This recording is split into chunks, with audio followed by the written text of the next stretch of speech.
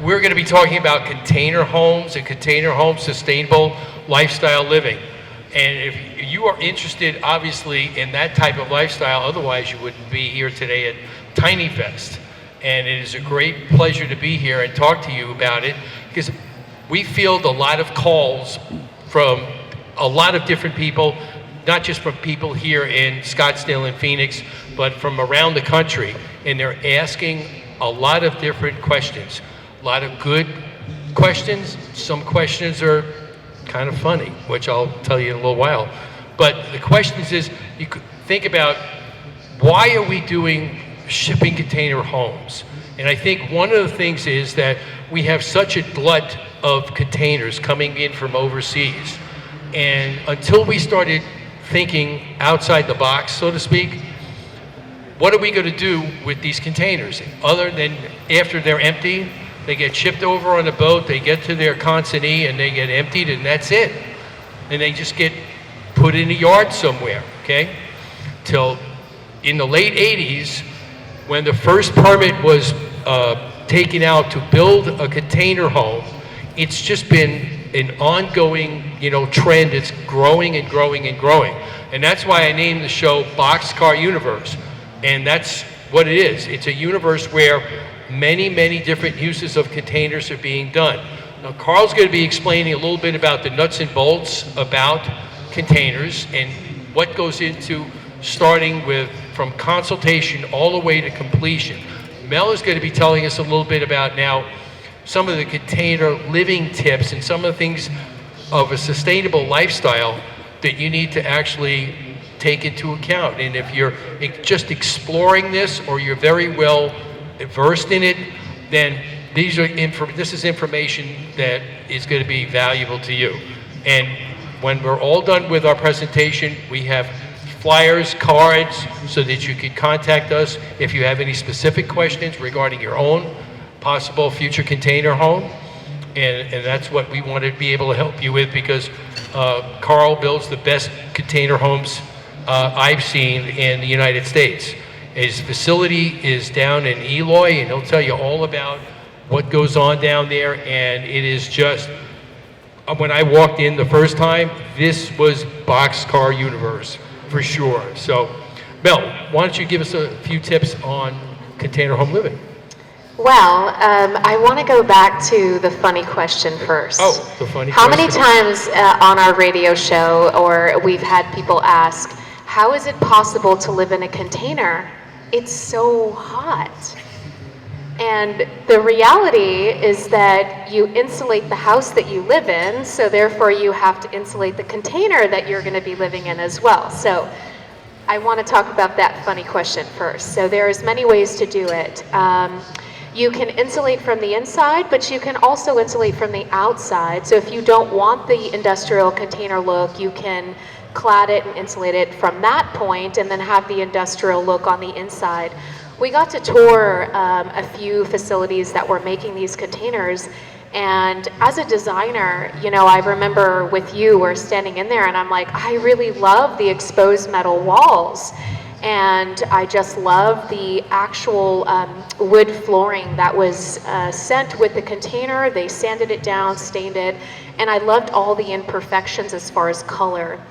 And one of the younger gentlemen said, well, how would you hang a picture? And I said, well, clearly you're not from back east. I'm from Boston originally. And what we have is picture rails around the old houses back east, And he said, well, what is that? And I go, well, look up. You see this metal rail that's going around?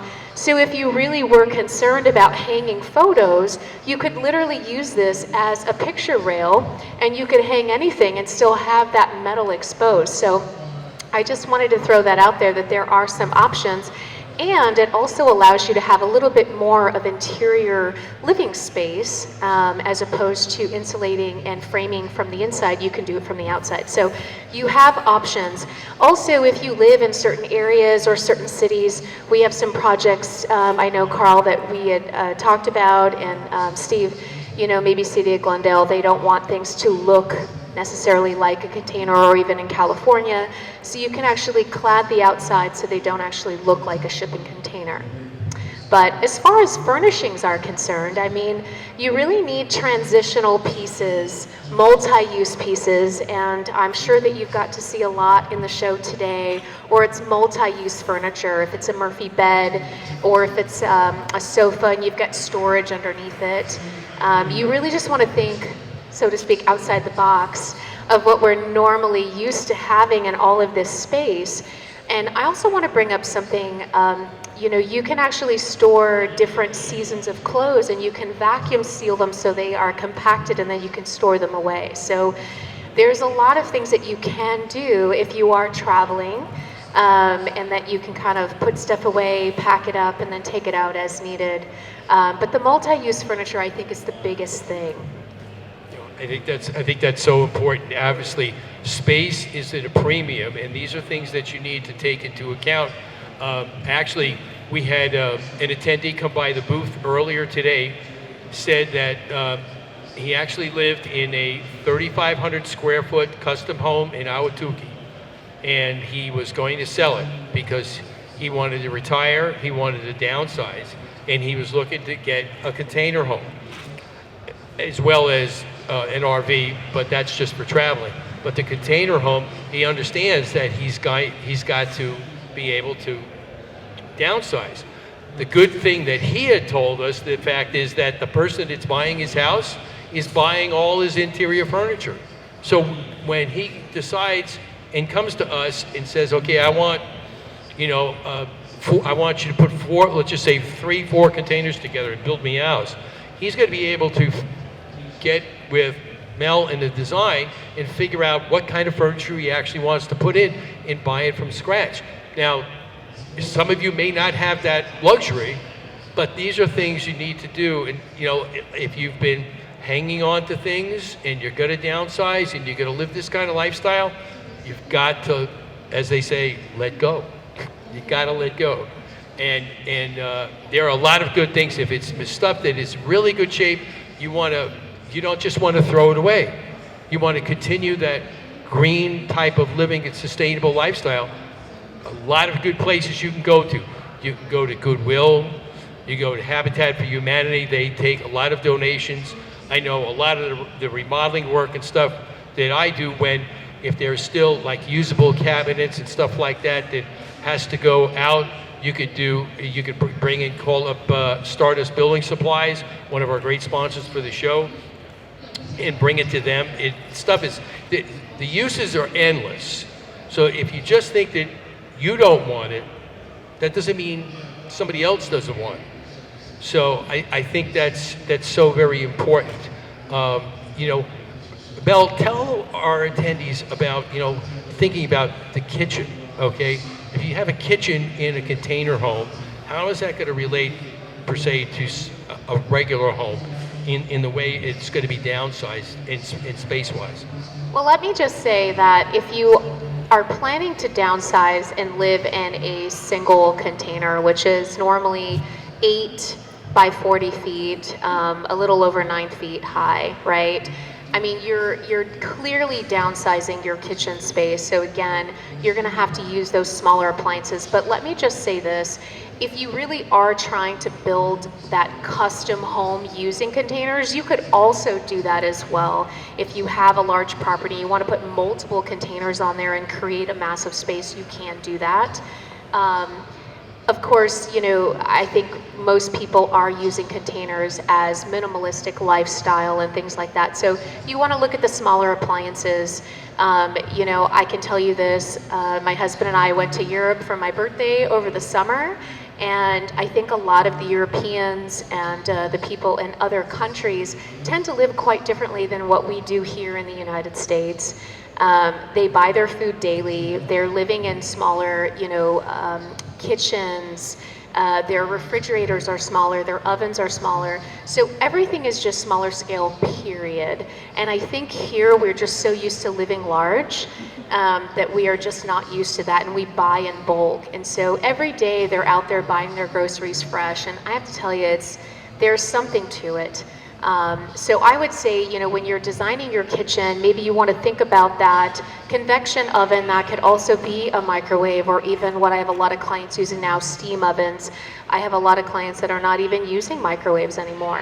Maybe you've got a 1-burner or 2-burner little cooktop. It just really depends on what that situation of the container is going to be.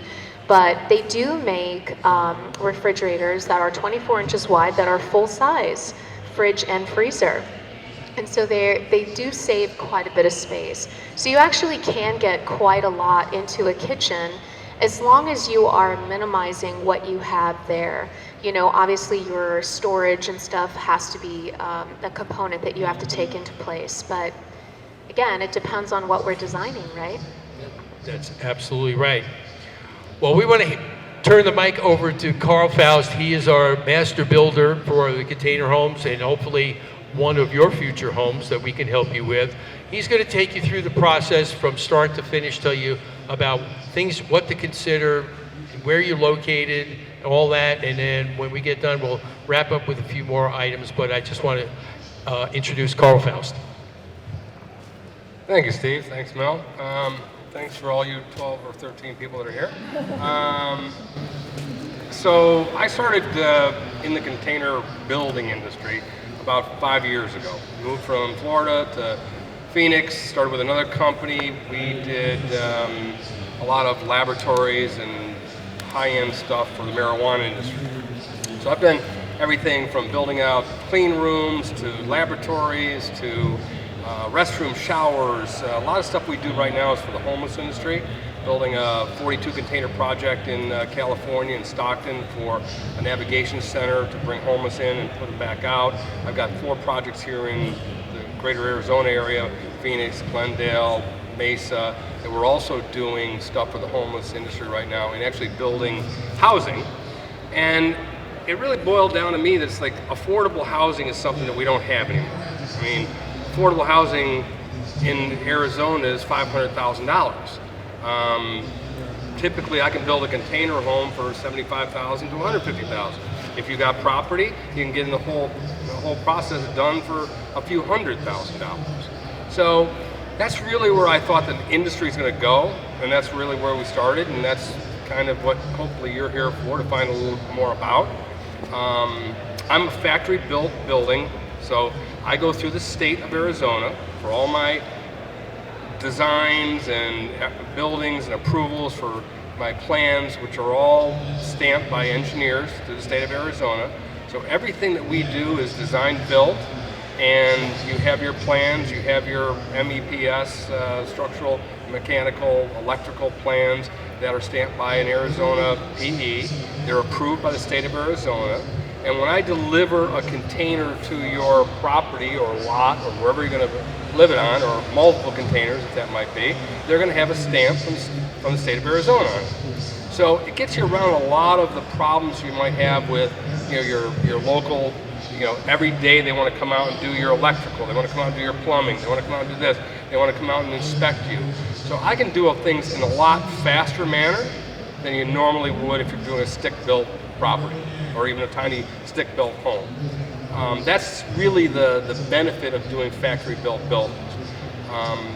What we find is that typically if I was going to build a stick-built house, it might take me 9 months or 10 months to get through all the processing and everything we have to go to the counties, cities, whatever, where I might be able to do that in 3. That's the big benefit. I don't think you're seeing a huge savings from how much per square foot savings. What you're seeing is that we can do it a lot faster. And that's really what the benefit of is living in sustainable living. A lot of times we'll try to put something in place where, I think Mel said, we can do, I'm doing a 42 container project, which is 3 stories high. So we can do 10,000 square feet, or we can do 320, 640 square feet. What I think this tiny house movement or the affordable living is somewhere between that 300 to 600 to 900 square foot model that gives you enough space to do what you want to do, to have comfortability, and to not spend $500,000.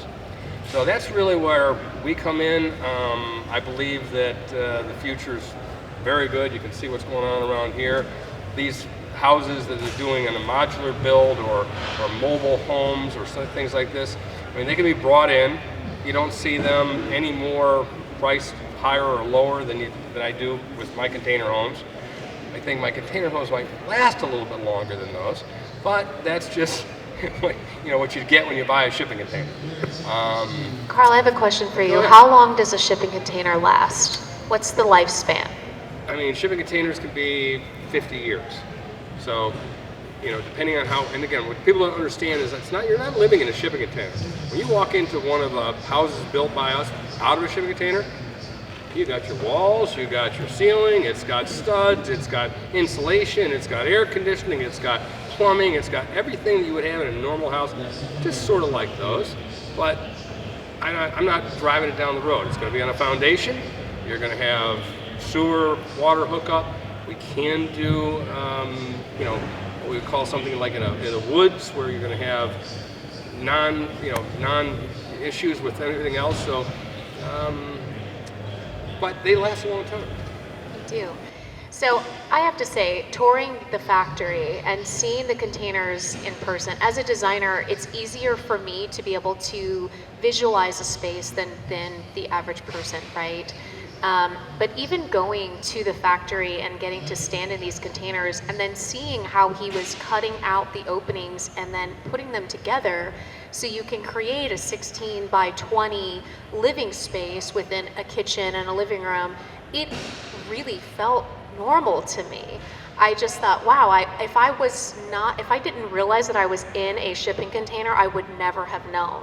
And so I just find that very interesting. When you can cut out the openings, you can create larger spaces, you can have, viewing decks on the top. And can I just say, I lived out here in Rio Verde for many years in the past, and I've had a ranch, and I can tell you, like, having an in-law suite or a casita and something that you can have a rooftop deck so you can get up there and enjoy the stars at night with, your neighbors, your family, whatnot. I just think that's spectacular. And the fact that it's already structurally sound, I mean, I can't tell you how many times as a designer or project manager I've had, people come out and say, I would love to have like a cantilevered, deck, which is, there's no posts, guys. That's what cantilever means, right? And so with a container, you can actually do that when you're building a house. You can have that container kind of hanging over, so it gives you a patio on the bottom, and then on top you can put that spiral stair, and now you've got that rooftop viewing deck. So I just have to laugh as Mel is talking. I mean, now she's going to be like everybody else that says, "Oh, I'm going to build this." And you can build whatever. And you can. But you really can. You can. But the bottom line comes down to is, if you're going to try to do something affordable, well, we could do that too. Yes.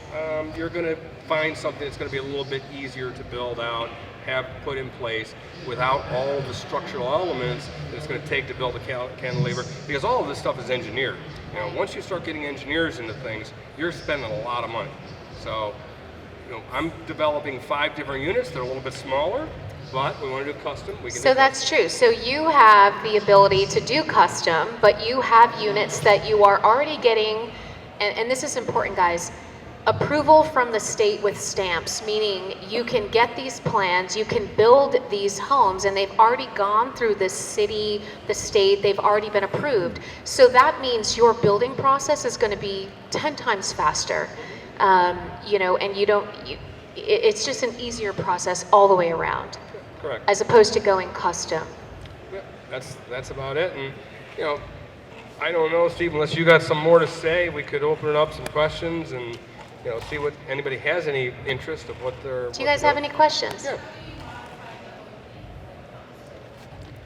Like if I cut something out, modify a door, window, something. Okay. Well, those are the 2 back doors. Those are container doors. If I want to open something on the side of a container, like a sidewall or something like that, we have to frame that out. Usually we do it with 2x2 steel tubing. Depending on what the designer or the structural engineer tells us how big the opening, we have to actually make that structurally sound. So he's going to tell us, okay, to make a 10-foot opening, I'm going to have to use 3x4 steel tubing. I'm going to have to put a stiffener plate around the bottom and run it across the top so that now that container is still same structurally sound as it was before. And I'll tell you this, there's people out there that are building stuff out of containers that probably shouldn't, because it'll fall down or it'll crush. And again, that's part of getting your stamp plans, getting your mechanical, plumbing, electrical, knowing that, hey, I got an engineer that if something happens here, they're on the hook.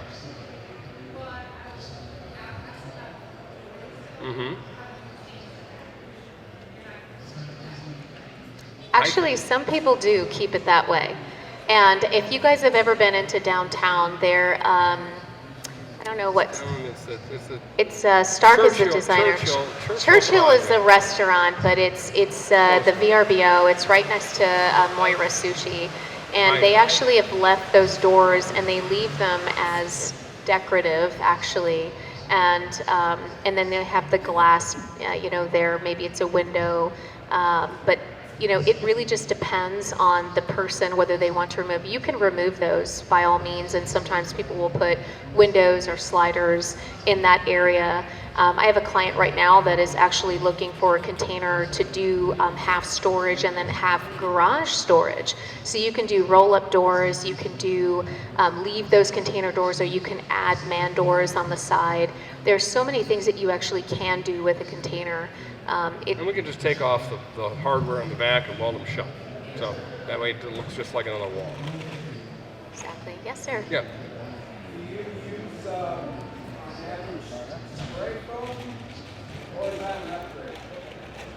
I don't usually use spray foam here. I use a vapor seal, which is about around the outside of the container, so it'll give it continuous, which is about a 6R value. And then we actually use batt insulation. Now, if I was going to be in, and I got an R19 value and R30 in the ceilings, if I'm going to go to, we're talking to a guy from Canada today, if I was going to go to Canada where it might be 20 below zero, I'll probably use spray foam because I can get more in there and get higher R value. But here, we don't need it, and plus if I use a higher mini split system, it's going to heat and cool just great. We can actually sometimes put some stuff on the ceiling or on the roof. When we put our roofs in, if we have to put a roof, I can do that with spray foam. So I can catch a slope to it and drops it off. That increases the R value too. Just depends. Yes. Yep. Yes. Yeah, spray foam is more expensive than batt. Yeah. Any other questions? No? I really appreciate all you 12 showing up. Thank you guys for coming out and listening to us. Thank you, appreciate it. You can follow us. It's been a long day. Boxcar Universe. We have a radio podcast show that we air every week. It airs on Saturdays. So tune in. We're on all the podcast channels, Boxcar Universe, and you can also find us at boxcarliving.com. And if you guys have any questions, reach out. We also have a booth. We'll be here tomorrow. You can also look at some of the stuff on Affordable Container Home, no S, affordablecontainerhome.com. And we'll have a link on our website also for the manufacturing plant as well. Thank you guys. Anybody would like some literature, Jack, they're right next to there are some flyers and some business cards. So if you'd like to reach out in a specific situation, you can contact us. So thank you all again for coming. All right, get home safe.